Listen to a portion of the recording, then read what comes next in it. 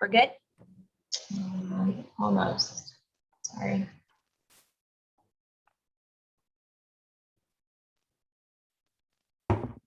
Yes, we are good.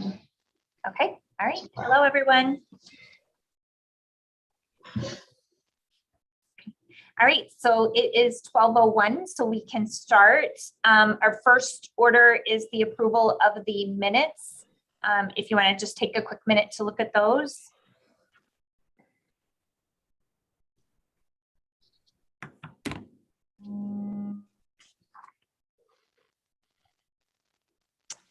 I know Julia sent them out. Did anybody have any corrections, deletions, anything that they wanted to raise in regard to the minutes? I'll make a motion to approve the minutes. Okay, is there a second? Second. All right, so then all in favor? Aye. Aye. Any opposed? Okay, then they will be approved as submitted. And we can move on to the chairman's report. So I know there were some issues with the state's attorney's office and their financial person. So we have information for both September and October. For September, we spent $1,949.16. That was personnel. And in October, $2,088.18. That was personnel and cell phone. Total spent year to date is $6,341.19. So that is where we sit on that. Any questions or anything on the budget? Better start spending some money, I think. I know. Yeah, I was going to say, when I got this, I was like, oh, wow, we haven't spent very much money. Okay, and then we are still working on trying to find a county board member who will come and be a part of the board. So that is still an ongoing process. And then we can move on to old business. So we have, as all of you know, we've been trying to get youth involvement.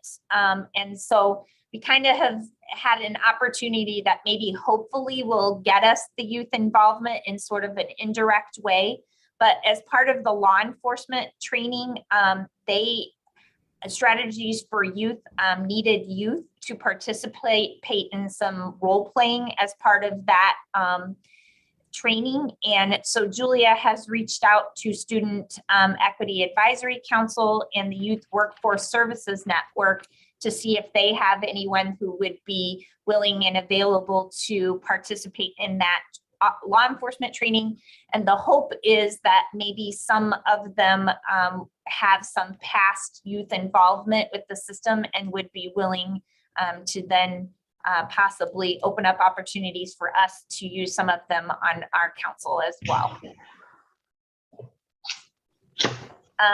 So moving on to restorative practices, Family Services Association is hosting a training in January. It is going to be primarily for their employees, but they have opened it up to others as well. And our trainers from the summer group will be facilitating that training. And then last month we talked about the parent council. Julia met with them to discuss restorative practices training for them.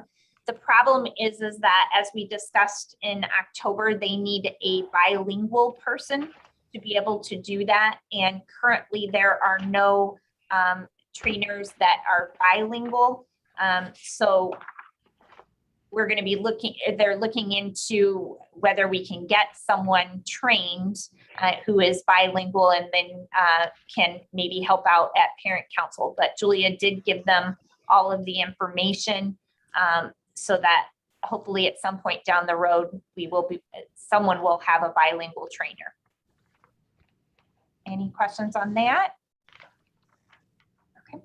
So the law enforcement training, we currently have 18 of 30 registered. They represent 10 jurisdictions. The data requests have been sent out.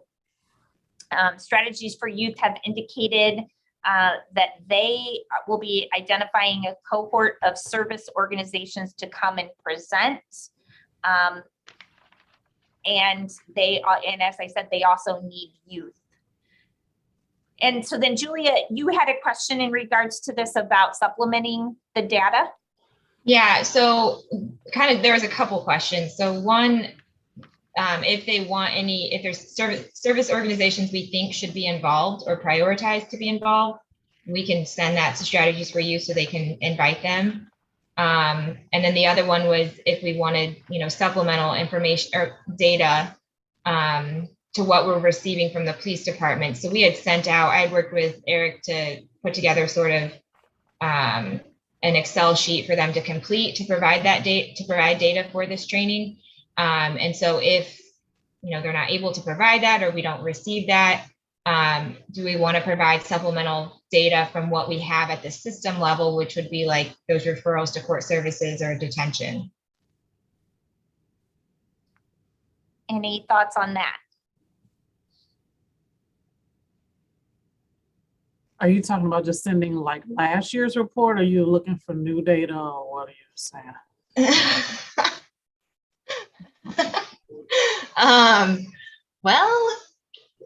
We had asked for, Eric, did we ask for back to 2017? Yeah, 2017. And I want to say the last data we really looked at was 2018, wasn't it? As a council? Yeah. Yeah. I mean, I guess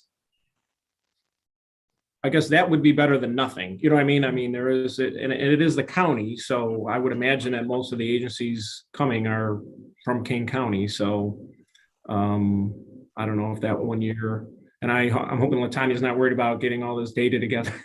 It's not hard. You just can't wait till the last minute. Understood. You know what I mean? It takes a little time. It's not impossible, but.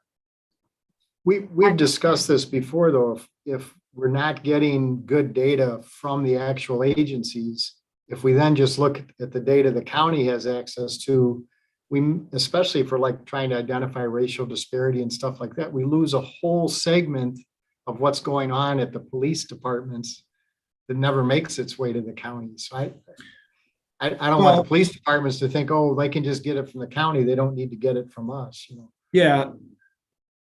And I'm only saying if I mean, as a fallback to, I mean, we need to have something there. So I guess this is just the worst case scenario. This is what we have to go over. But I would say that any of that detention data, I mean, those are the most serious cases. Those are the most scrutinized. I don't know if there's I mean, I think we just went over detention data, right? Or was it the referral? You know what I mean? I don't know if there's detentions and referrals, and that 2018, was it just referrals or was it just detentions?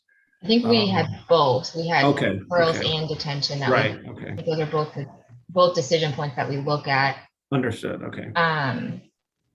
So Referral data is already in our annual report. okay. So that's not hard. If you want 2021 data, you got to give me some time. But 2020 referral data, of course, I can't find it right now, is in our annual report from 2019's data. Yeah. And I think they were doing detention reports on the commission's website, so we may be able to get those. I don't know how far back they went, so that we don't have to rely on Latanya to pull all of that, unless you want And to. that should be some of that is in our in our annual report as well. I have to look at it to see how they report it in the annual report, because I don't deal with that one as much, but you might be able to get some from there as well. So can I reach out to you, Latanya, then, and we can figure out if the board is okay with providing that supplemental data, just to have, like Eric said, it's better than nothing. Yes. Is there a way to track from the county side ordinance violations issued to minors? I don't know if there's any notation made on the file if the recipient of the notice of violation is a minor. There's no way to track that. Well, I guess if it was entered into the clerk system as an OV, that would be something you could potentially get from the clerk. Well, but would there be a way without spending a ton of time to be able to identify if the OV file was a minor or not? So but I don't know if I'm understanding, but the OVs don't go to delinquency court. So Well, right, but that, I don't want to create, we've talked about this before. We really don't know what's happening in the system of a whole if we're only looking at the ones that make it to referral or detention, right? I mean, there's a whole swath of what's happening with juveniles in the schools and in the local police departments that if we don't know what's going on with station adjustments and ordinance violations, what we're dealing with detentions and referrals to court services doesn't really give us a full picture. Right. I know there was a push a little while back from the state attorney's office to kind of avoid ordinance violations with juveniles, just because it doesn't have that, the restorative justice piece. So I don't know how many departments within the county are still doing ordinance violations. I'm sure there are some, but yeah, those would be, I think, easier tracked within each agency, again, falling back to the same issue we're having with the station adjustments and things like that. We're handling a case in my office right now with an 11-year-old. It's completely ridiculous. But so I don't think that gets reported anywhere. They just give an 11-year-old an A ordinance. local ordinance charge? Yeah. for an 11-year-old. Yeah. Sorry, I think that. But I'm just saying, it won't show up anywhere in any of the data. Right. I think Mike has a good point, because there are still OVs and truancy cases at the branch courts that are not being recognized or addressed. And that group of kids is being treated completely differently than those kids who actually do come to juvenile court. And I actually talked to Josh about this before. I think there's a whole host of issues with the lack of confidentiality and privacy at the branch courts when we send those cases there. And they're being heard in public with adults, with all sorts of other cases and issues that are at those branch courts. So I definitely agree with Mike. I think we're missing a whole chunk of kids, and there are still, those cases are there at the branch courts. And I would add as well, I mean, I would say the number of local ordinances that we have written over the last 5 years is much lower. Number one, I think we do more stations. Number two, we have adjudication. So we have our own adjudication court. Typically it's tobacco and cannabis that go there. So again, 10 years ago, 5 years ago, all those probably would have went to local ordinance court. Now they go to adjudication, which is like our own mini local ordinance court as well. So it's rare for us now to write a kid a ticket to go to local ordinance court. You know what I mean? It's just kind of the way, not to say that other towns aren't doing it. I realize that we have this extra arm of adjudication. We have, like I said, we have a million ways to give a kid a ticket now.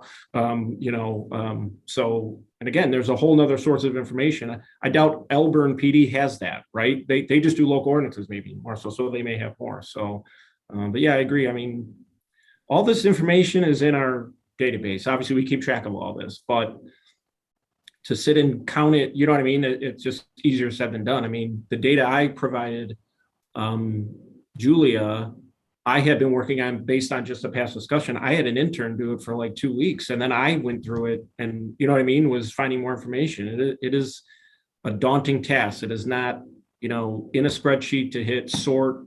It may take months, to sort that, to get that data. Not saying that it's not achievable, but it's just not readily available, I guess what I'm trying to say. I don't know. Wait, can I are local, are the underage drinking tickets, are those ordinance violations too? Because that's probably a lot, I would imagine, high school. You know what? It's don't know. not that often that we do local ordinance. It's cannabis, a lot more cannabis and vapes than, not to say never, but again, we may station adjust a possession of alcohol, especially in a school. I'd have to see it. Just reading the reports that I'm doing, especially with my juvenile officer or my liaison officers, and then I read all the reports. I just don't see a lot of ordinance violations as much as we used to before. I know with One North I was Aurora, talking and about. oh, sorry, go ahead. I was just saying the one I'm talking about, I'm looking now, the date of birth is January 6, 2010. It's a Hampshire battery in school. So. And to your original question, Mike, when those come up at the branch court, I mean, there's nothing, well, we don't have files anymore, but there wasn't ever anything on the file that indicated this is someone under the age of 17 or somebody. I mean, it was only because the judge would look at the date of birth and would address it that way. But they're not flagged as minors. I think the law is a little in debate there too, but everybody cites this Supreme Court case and says, oh, you can charge these juveniles with ordinance violations. And I don't read that case that way at all, but I'm not gonna take this case to the appellate court, right? I mean, we're gonna get rid of it by diversion or something, but it's just unfortunate that, I mean, especially as a juvenile justice counsel, if we're just getting information from court services, I mean, I wish I could call up Hampshire. I mean, that's my case right now. So maybe when the case is over, I'll call up and say, what the heck are you trying to accomplish with this? Right? I mean, what sense does it make? You know, that's if we always talk about, well, by the time they get to juvenile court, it's too late, right? So here's an 11-year-old who we're dragging through the juvenile justice system, even though it's in branch court, it's still juvenile justice. So, I mean, and that's just me. I don't even do that much criminal. So I'm sure there's a lot of other criminal defense attorneys that could tell stories about these ordinance violations. But So we've tried to kind of address that with that training that the state's attorney's office put on. My memory is really bad. A couple of years ago, we addressed it in our JOE meetings when we had them regarding like these agencies, you know, offering assistance to do station adjustments as opposed to something like that to prevent an 11-year-old having to go through this, because that in itself is traumatic. But like, and I'm sure Eric can agree with me, like, we can't force agencies to show up to these trainings. We can't force these agencies to be part of these organizations. So it's difficult. And I think it's hard for even, you know, Eric and I to hear this, that we're trying to prevent those things from happening. And yet if we don't have representatives from different agencies within the county showing up to things, then it's almost like the message isn't getting to those agencies. Well, but back to my original point, I think there should be a way, and maybe there is a way from a county level to require accurate reporting by all police agencies for station adjustments and ordinance violations. Right now, there is not a mechanism. And like we had the discussion about how do agencies decide whether or not an arrest occurred. If it ends up being a station adjustment, so you brought the youth into the police station and worked out something, it probably doesn't even get reported as an arrest.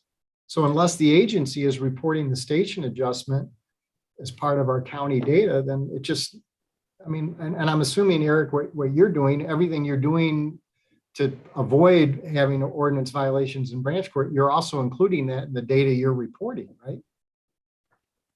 Yeah, I did station adjustments, tickets, I did everything and whatever I gave to Julia.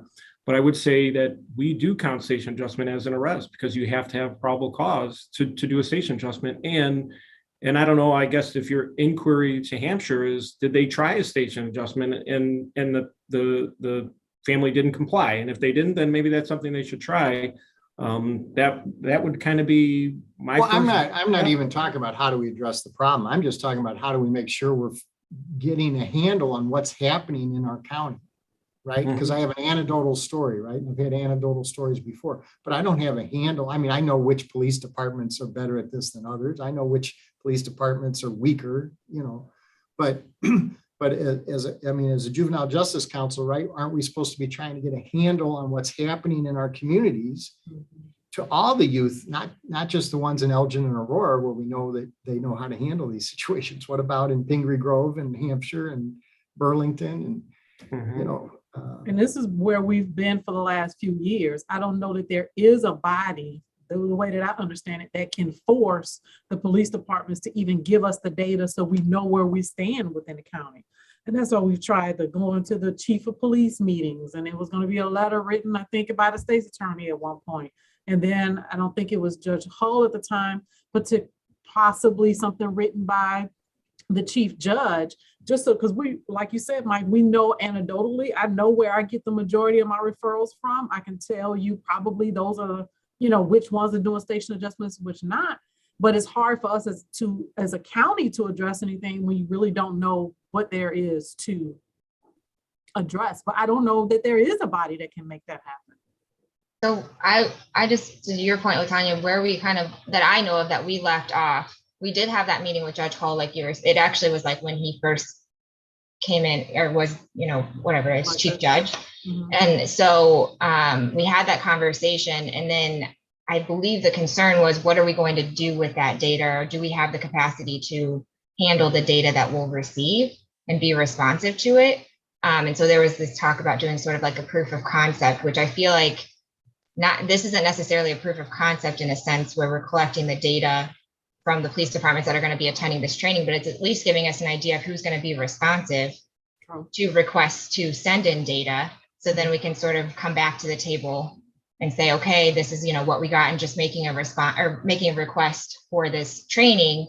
How do we enhance this so that we can get more responsive, so we can start really collecting this data?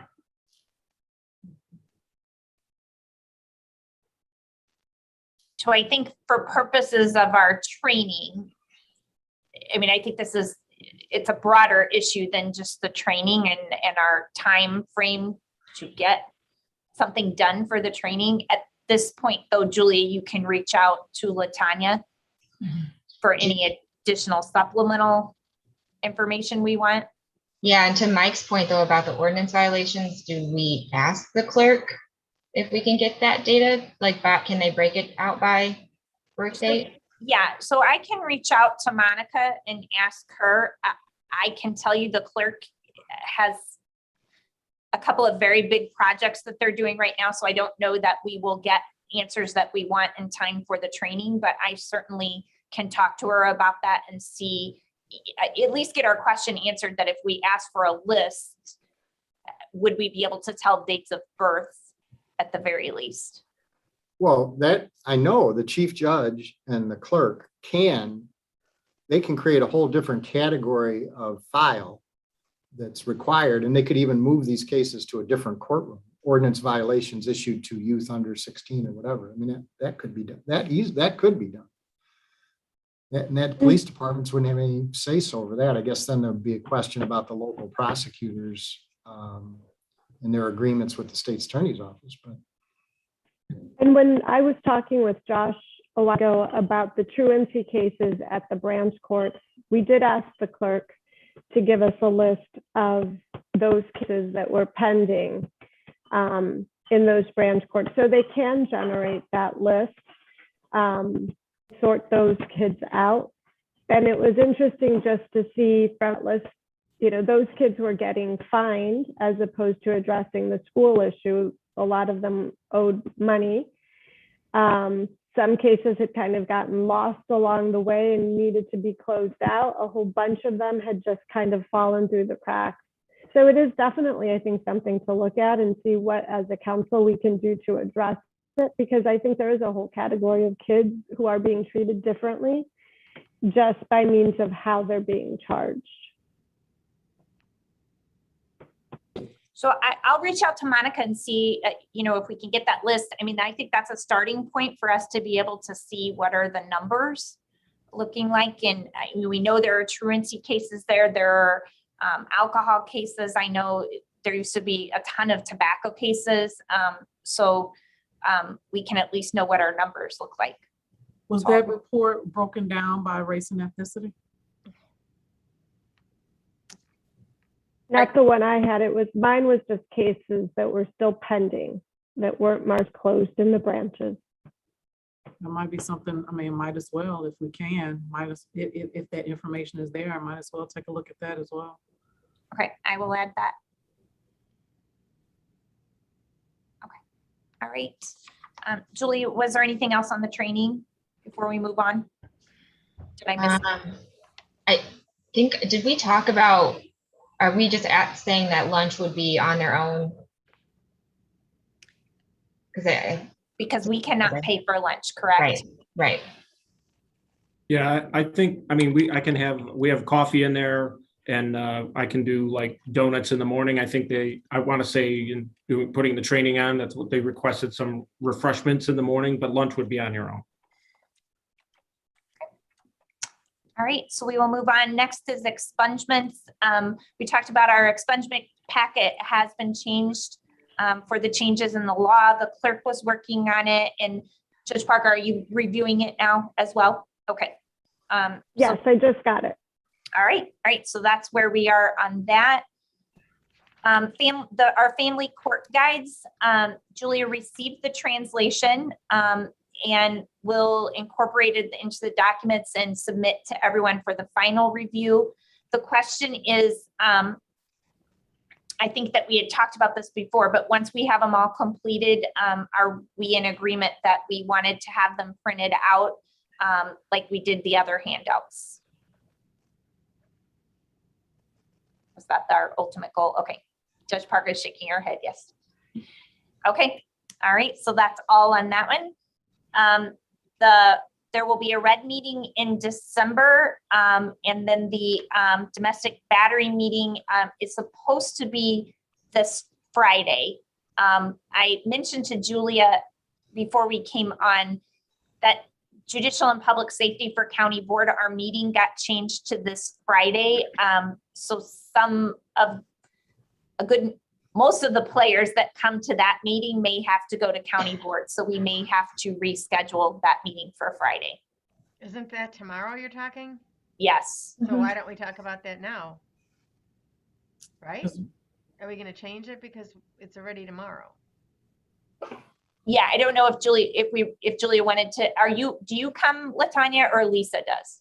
Lisa normally Lisa comes to that adolescent domestic battery call. So, I mean, she would be a judicial public safety. I don't know how you want to handle that. Julie, my suggestion would be that we reschedule. Okay. Yeah, so the plan was to talk about,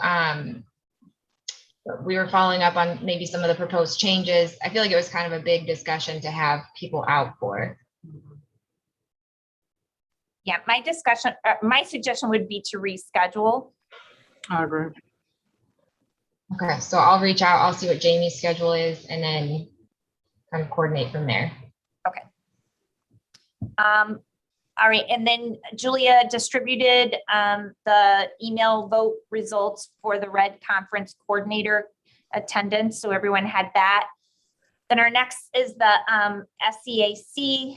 They have made a speaker request. They are looking for 2 to 3 people to come to a meeting after school for them on December 8th or in January. Julia, you have the list of questions, or they're going to be giving the list of questions? No, they're supposed to be coming. I needed to check in with Dr. McCall, but they're supposed to come up with a list of questions. Instead of it being like a presentation about here's what it is that, we're doing at the justice system level to, address issues of equity and, racial minorities being the disparate proportions going on. Having them like come up with their questions and kind of having an open conversation sort of thing, like more of like a roundtable discussion with the kids as opposed to being like a formalized presentation. So if anybody is interested in being a speaker at that, if you could let Julia know, or maybe if you have someone in mind that you think would be good and interested, if you could let Julia know that as well. So they also kind of had, I don't want to say special requests, but they had kind of more suggestions of who they would like to hear from or who they'd like to talk to. And so it would be somebody from law enforcement, somebody from like the probation level, and then somebody at the court level, be it, an attorney or a judge. Just give me Where the is that? information that can be available. Okay. It's at, I was looking for my notes on it. It's in West Aurora. I'll find where it's at. It's at one of the schools. It would be in an afternoon, like around 4. They were asking for one in December. The 8th of December is what they were looking at, I think they meet the second and fourth Wednesday of the month. And if not the 8th in December, then in January, that second Wednesday at 4. So Julia, if I cannot do it, I will send someone from my office. Okay. Any other questions on that? Okay, so moving on to new business. I'm trying to be mindful of our time. So Julia sent out some suggestions for restructuring our Juvenile Justice Council. And she and I had talked about this, and this is it is based upon the survey results that she received. So we wanted to open it up to everyone for suggestions, comments, feedback after you received all of that. Does anyone have any thoughts?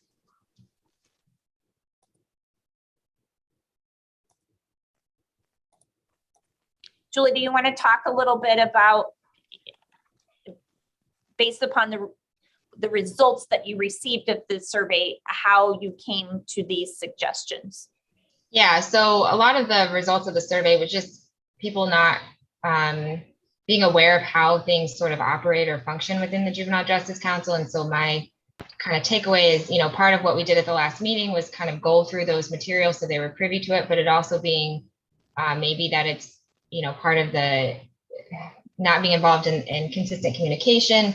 But then we also have members who don't regularly attend, or they, sometimes they're there. Sometimes I have a list of over 100 people on the email list, and we see at the quarterly meetings that maybe we get 25, 30 of them.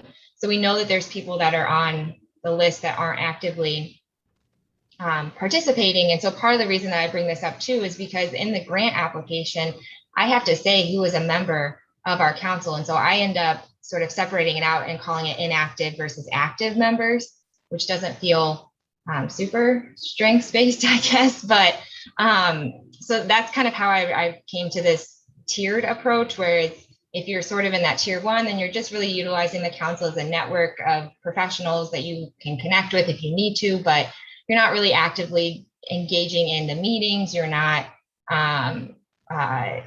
participating in the, any work groups or helping sort of with the initiatives that the council has. Whereas the tier 2, then if you're helping with those things, you're more involved, you're staying informed about what's happening with the council, then in turn, you would receive a little bit of the ability to provide, input on voting items. So Rochelle and I had talked about, there's a reason that the board of directors is set up the way it is, and being able to make those votes on matters of business for the council, but maybe helping with some of the buy-in, giving additional members who do give that commitment, that ability to provide their input and have a little bit more voice in the votes or the decisions that are made at the board level.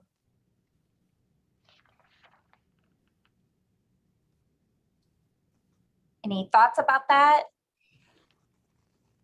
I mean, I like the way that you have it laid out. I can, it'll be interesting to see the response from those that do attend, how many will actually be tier 1. I think a few will, because they seem to regularly attend the quarterly meetings, but I just wonder what their motivation is. Sometimes I feel like they attend the quarterly meetings just to share information about what their agency is doing, as opposed to truly advising towards the forward mission of the council. But I think it's a good attempt to try to get more engaged involvement. Thank you, Tanya. Oh, sorry, Rochelle. And I think that, that's kind of what Julia and I talked about, that, maybe sort of, the carrot, what is the carrot to get them more involved? And certainly we have a board of directors and we all get to be the ones who actually vote, but is there a way so we talked about the carrot being at least allowing them to weigh in on certain issues. They wouldn't have the right to vote still, but to at least give their advisory opinions or, to their comments or suggestions in regards to things that we are voting on. And I think to, Latanya's point, part of that, whichever tier we decide is the more involved tier, then there's that interagency agreement that sort of outlines the expectations and what this is all about to try to minimize some of what you're talking about too. Yeah, I agree. I like the way you have it laid out. And there may be some people out there that didn't realize, oh, I can have more of a say or I can be in these meetings. So we may be surprised to see that, I just came to the regular meetings, but I wasn't sure how to be more involved. So we may get that too. And then we may get people like, yeah, just send me the emails. It's fine. You know what I mean? And if you don't want to come to the meeting, then don't come to the meeting. It's fine. Don't just sit there and waste your time because you want to get out of the office for an hour. Then we'll send you the emails and if you're interested, fine. But yeah, we may be pleasantly surprised to see more people want to be involved. And yeah, they might not be able to vote, but like Rachel said, well, I want to have a say, or I'm an expert, or maybe they have some to add with whatever we're talking about. So I think the way you have it laid out is pretty good. So I think what our next step would be, I think I can work with Julia, because I believe, and I'm going to take another look, but this would require a change of our bylaws to implicate this. And I think that we would need to formalize what we want the interagency agreement to be as well. So maybe Julie and I can continue to work on that and then present to everyone what that looks like for feedback changes, however everybody wants to do it at that point. Can I just make one comment about tier one? I don't know what the interagency agreement would say, but I think it should identify a designated representative with a title. So we know that it's going to be the same person usually coming to the meetings, and that's a person that actually has some level of authority within that agency. And Julie and I did talk about that as well, that hopefully that we could get this narrowed down to that. It would, of course, understanding that everybody can't make every single meeting, but if one of us miss, we usually send someone in our place, and so that there would be one person who is designated, and that person would, yes, be listed in the agreement. Okay. All right. Well, then we will have more to come on that. That sound good, Julia? Mm-hmm. Okay. All right. So then our final thing is the JJC site visits. And I know some of you have done these before. And so they're setting them up between January 10th and February 18th.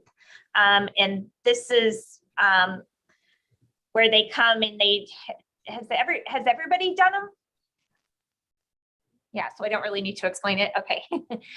So they're going to be doing them between that time, and it's a 2-hour visit. And they will schedule everyone within that 2-hour time frame. So just kind of giving a heads up that will be coming. Their discussions will be centered around the program and policy implementation, how we are addressing RED, and identifying any challenging issues. So they coordinate through Julia, and then Julia will send out and let us know when our date is. Well, we can provide them with four options potentially, or up to, give them a couple options of those times. And we also don't have to limit, everybody's going to be there for that 2-hour block of time. So you're not going to get time slots. It's just, here's a 2-hour block of time, whoever can come. Yeah, sorry, they said I should have put in the notes a little bit. They're setting it up a little bit different than they have in the past. Okay, because before we just came for our little slotted time, right? Yeah. Okay. Yeah, so now they're shifting it, and everybody is going to be there at the same time. And it's just that 2-hour window of time. Okay. So Julie, do you want us to pick dates that work between that? Yeah, is it easier if I just sort of send out a doodle poll that coincides with my calendar, and then everybody can narrow it down from there based on their calendars? And then majority will, okay. Yes, that would be great. All right. All right, anything else? That was all. Anybody have anything else? Okay, so our next meeting is December 9th at noon. via Zoom. And then, so if I could have a motion to adjourn A motion. and a second. Second. All right, then we are adjourned. Thank you. Thank Thank you. you. Have a happy Thanksgiving, everyone. Thanks, you too. Yeah. Jill, oh, hey, oh, are you saying? Yeah, I'm gonna